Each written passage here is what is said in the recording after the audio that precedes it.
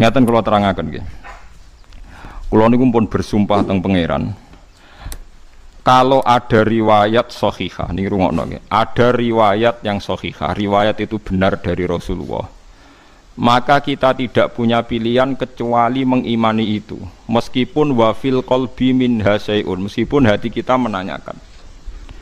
Dan itu tidak sampai murtad karena pernah terjadi ning ashabu Rasulillah sallallahu alaihi wasallam.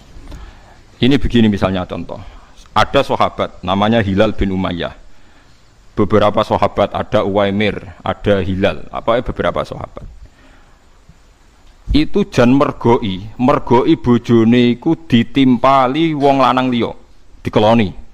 Mun iki bahasa vulgar mawon, jan sing lanang ning dhuwure sing wedok ning ngisor. Roh dhewe ora jare. Walhasil dia tidak bisa ngambil sikap karena Rasulullah jek sugeng, matur ke Rasulullah. Matur ke Rasulullah, Nabi jawabnya standar. Ya Rasulullah, saya tahu betul bahwa ada lelaki numpangi istri saya. Saya harus bagaimana? Jawabnya Nabi standar. Al-bayyinatu wa illa khudda ala zuhri. Ya ora kowe kudu duwe seksi papat. Nek ora kowe tak khat malah. Mergo kowe nuduh wong liya napa? Zina. Sahabat itu ya rada kacau, tapi seneng lho sahabat kacau seneng. Nah, sopan malah ra kasil. Ya Rasulullah, nak kula golek wong papat sedeng bar. Iki penting dadi niki jare sapa Nabi ratu dibantah nggih bolak-balik. Ya Rasulullah, kula nak golek seksi papat sedeng bar.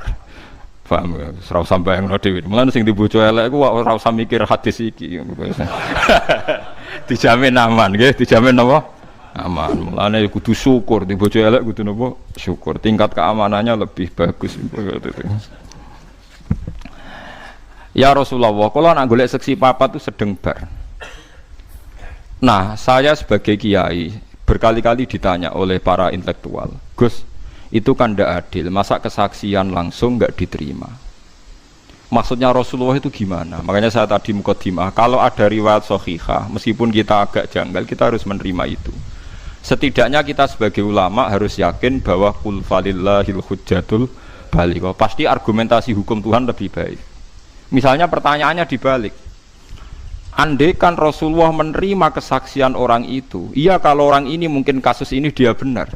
Tapi kemudian setiap orang yang membenci istrinya atau ada apa-apa dengan istrinya terus melaporkan ke Rasulullah bahwa bojoku dikeloni wong liya. Itu bahaya betul. Makanya hikmahnya Nabi tidak menerima adalah kalau Nabi menerima maka akan menjadi hukum secara besar-besaran, hukum yang standar bahwa setiap pelaporan diterima, dan itu akibatnya buruk sekali karena setiap kita benci istri, bosan bojo itu lapor, ya Rasulullah bojoku dikeloni wong, ya wis pegat cong, wong wedok kok ngono, lapor nah pegat. Padahal kalau kesaksian Anda diterima, bojom ya dipegat, bojom ya dirajam, berarti ngentekno nyawa piro.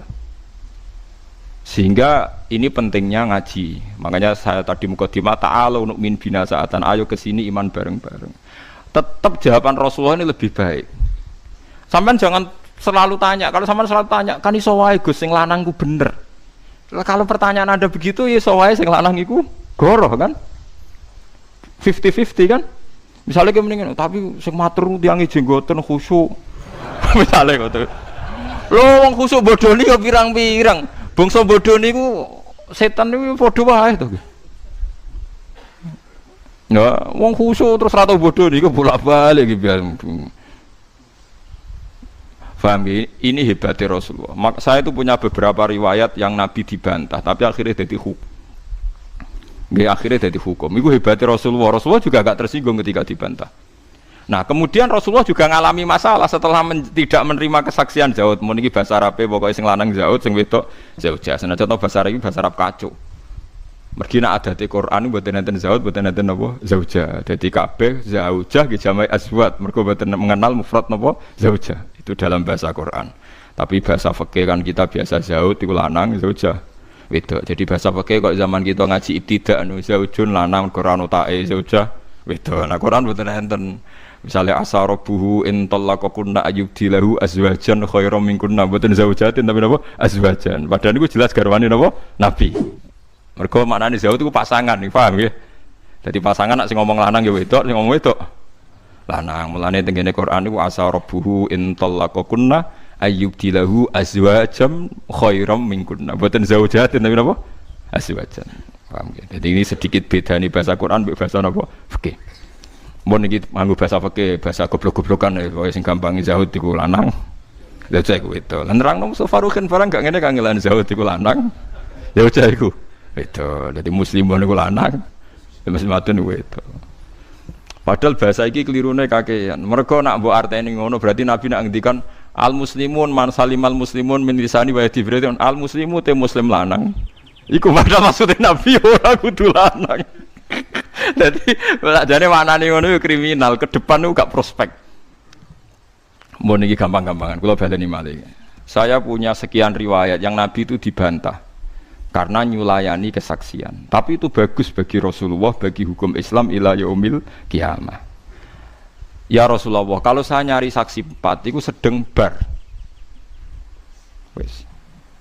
Walhasil enggak diterima. Tapi Nabi akhirnya ngalami masalah, yaitu kalau kesaksiannya dia ditolak, si wong lanang tadi punya masalah hukum, yaitu kadung nuduh. Pilihannya kan hanya 2 Nabi. Kalau diiyakan, sing wedok dirajam karena zina. Kalau ditolak, sing lanang kena hukum qadzaf, yaiku nuduh wong zina kan fajliduhum samanina napa jalda, yaiku dihad 80 kali cambukan. Wah ya repot kan, akhirnya kan repot. Tapi lucu, sahabat itu ya Nabi, Nabi kekasih pangeran itu diancam. Tapi ono apike. Ya Rasulullah, la yanzilanallahu alaika mayubari udhari. Ya Rasulullah, saya yakin hukum Anda ini nanti pasti direvisi Tuhan. Nanti setelah saya keluar, pasti Allah akan nurunkan ayat yang membebaskan saya dari cambukan. Ya Nabi sing kekasih Allah malah diancam. Saya yakin nanti hukum Anda direvisi Tuhan. Mulai deh. Mulai tenangnya. Lah itu pancen Nabi tenan. Ngoten niku direvisi Tuhan Nabi ya ora isin. Gak cung pancen hukum lanang mbek wedok nak jejodohan niku tuduh-tuduhan niku oleh. Tapi syaratnya terus sumpah li'an wau. Akhirnya lanang wedok ditekakno. Sing lanang kon sumpah ping 4, nak aku nuduhku bener. Sumpah kelima siap disambar bledek cara Jawa, siap napa? Disambar bledek nak ndekne goro. Lah sing wedok iso selamat kok rajam nak wani sumpah ping 4, nak ndekne ra zina. Sumpah kelima ya siap disambar bledek nak ndekne goro. Mulane kula berkali-kali saya itu pernah konsultasi sama dosen dari Al-Azhar. Dari pakar-pakar Indonesia dulu ketika kasus DMK itu Mahkamah Konstitusi menjawab hasil selingkuhan nasabe ning sapa. Niki rungokno tenan nggih ngaji niati iman nggih niati iman. Walhasil Nabi ku ya lucu tenan nggih seni Nabi. Walhasil yang wedok wani sumpah, sing lanang wani sumpah. Sakjane sing wedok jan tau zina. Sajane mau sumpah kelima siap disamber bedek ku delingno mbek keluargane. Wis anduk ngaku wae iki Rasulullah mesti kena adab. Pertama pe ngaku bareng sesuai fawwah. La uadhu qaumi, aku ora bakal mempermalukan kaumku. Saruk goro lah timbang keluargaku isin. Akhirnya goro den. Walhasil 2 orang ini sama-sama bebas adab. Sing wedok ya bebas, sing lanang bebas. Wis. Tapi Nabi ya pancen Nabi wis Nabi tenan. Ngendikan Nabi ki ora lucu deh. Bareng wis bar kabeh ngendikan.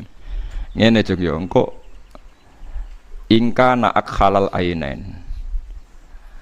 Akhmas sasaqain, khotla jasaqain. Wae Nabi memberikan ngendikan beberapa kriteria. Nak akhalal ainain, pokoke nak mripate iku rada celaan. Terus tumite ngene. Terus bodi bokonge ngene. Nabi membuat 3 kriteria, berarti ya bener tuduhane sing lanang. Ning gone wong lanang selingkuhane. Tapi nak ora ya ora. Walhasil kriteria ini terus kemudian cawe wedok mau nglahirno mirip selingkuhane, mirip pile. Paham ya? Itu terus jadi hukum Islam rame. Di Mesir itu pernah ada pertimbangan bahwa DNA itu bisa dijadikan rujukan karena Nabi sempat membuat 3 kriteria. Kalau persis berarti ya gitu. Kalau baleni malih iki pancen nabine wong akeh sing pro ilmu ya akeh. Dadi gampangane wong lanang misalnya sing dituduh Zaid misalnya. Zaid iku ganteng. Arine resik. Sing lanang pancen elek, sing lanang bojo Zaid iku elek. Ireng. Mripate sipit, elek lah. Nabi ku nyebute pokoke ana anake ganteng mripate api, Ahmad Sasai kon pokoke api kabeh ya bener tuduhane. Berarti anake pil kan anake pil. Tapi nek ora ngono berarti ya asli anake Zaud, anak. Dalah anake lahir mirip pil wau. Nah, kita ahli fuqaha, kita ahli fikih itu sepakat tetap nggak bisa dinisbatkan pada Zaud pada sing nopo selingkuhan.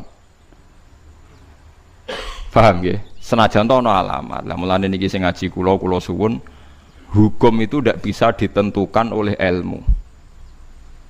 Tapi ilmu itu tidak boleh mati ila yaumil kiamah. Maksudnya ngeten iki kudu hati-hati iki. Rungokno tenan aja salah paham. Mergo hukum kadang naif. Niki seksine kathah. Wonten iki Misbah, wonten iki Fuad seksine kathah. Hukum ku ya duwe kadar naif. Kula dibantah-bantah puang kuwi bolak-balik mek guru-guru terutama wong nasional.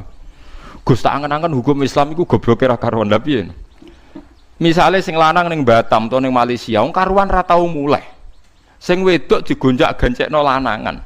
Lho kok bareng duwe anak tetep kon intisab ning Zaud, mergo iku sing binikahin sahihin. Lha iku sing percaya sapa lanangane?